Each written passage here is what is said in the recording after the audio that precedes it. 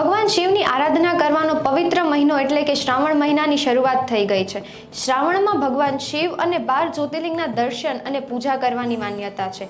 શિવ પુરાણ અનુસાર શિવ સૃષ્ટિના પ્રથમ દેવ છે, તેથી તેમને આદિદેવ પણ કહેવામાં આવે છે। ચલો જાણીએ 12 જ્યોતિર્લિંગ સાથે જોડાયેલી માન્યતાઓ, પરંપરા અને ઇતિહાસ વિશે। પહેલું જ્યોતિર્લિંગ સોમનાથ કે જે ગુજરાતના વેરાવળમાં આવેલું છે। માન્યતા છે કે રાજા દક્ષ દ્વારા ચંદ્રને શ્રાપ દેવામાં આવ્યો હતો અને ચંદ્રએ સોમનાથમાં બેસી ભગવાન શિવની પૂજા અને તપસ્યા કરી હતી, જેનાથી પ્રસન્ન થઈને ભગવાન શિવે તેમને તે શ્રાપમાંથી મુક્ત કર્યા હતા અને એ મંદિરનું નામ સોમનાથ પડ્યું હતું। આ મંદિર 7મી સદીમાં બનાવવામાં આવ્યું હતું। એ પછી તે 11મી થી લઈને 18મી સદી સુધીમાં ઘણીવાર તૂટ્યું અને ફરી પાછું બનાવવામાં આવ્યું। બીજું જ્યોતિર્લિંગ છે મલ્લિકા અર્જુન કે જ્યાં માતા પાર્વતી અને શિવ ભગવાન પોતાના પુત્ર કાર્તિકેયને મનાવવા માટે આવ્યા હતા, તેથી તેનું નામ મલ્લિકા અર્જુન રાખવામાં આવ્યું હતું, જે 2000 વર્ષ જૂનું છે। હાલનું જે મંદિર છે તે 500 વર્ષ પહેલા વિજયનગરના રાજા દ્વારા બનાવવામાં આવ્યું હતું। ત્રીજું જ્યોતિર્લિંગ છે મહાકાલેશ્વર કે જે ઉજ્જૈનમાં આવેલું છે।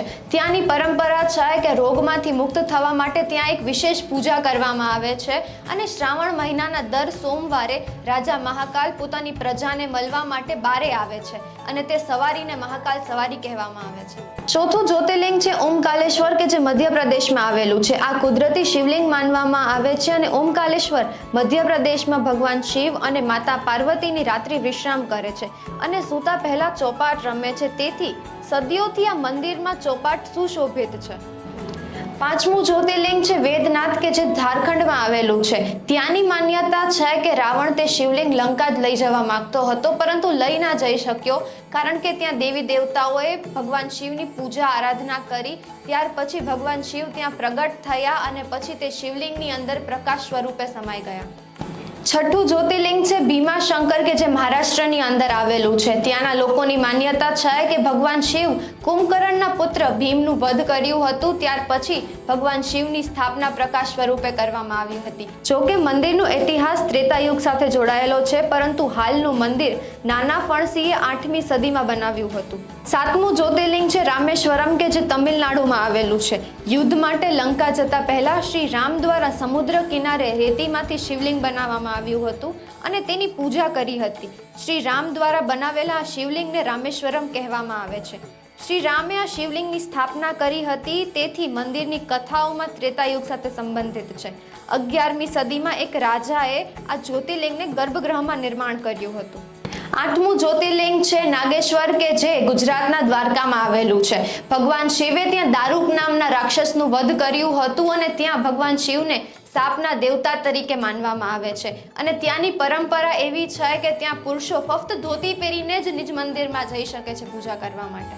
9મું જ્યોતિર્લિંગ છે કાશી વિશ્વનાથ કે જે ઉત્તર પ્રદેશમાં આવેલું છે અને ત્યાં ભગવાન શિવની સાથે માતા પાર્વતી વિરાજમાન છે। પરંપરા 90 વર્ષથી ચાલી આવે છે કે જ્યાં લોકો ઘાટ પરથી ગંગાજળ લઈને કાશી વિશ્વનાથને જળ અભિષેક કરે છે।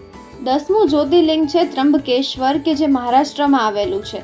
અહીં શ્રાવણના સોમવારે શિવ સવારી થાય છે। રાજા શિવ પોતાની પ્રજાને મળવા બહારે આવે છે। અહીં શિવની પૂજા કરી કાલ સ્વરૂપ દોષમાંથી મુક્તિ મેળવવા માટે મહાપૂજા કરવામાં આવે છે। 11મું જ્યોતિર્લિંગ છે કેદારનાથ કે જે ઉત્તરાખંડમાં આવેલું છે। મંદિરના દરવાજા 6 મહિના સુધી ખુલ્લા રહે છે, એ પછી દરવાજા બંધ થાય છે।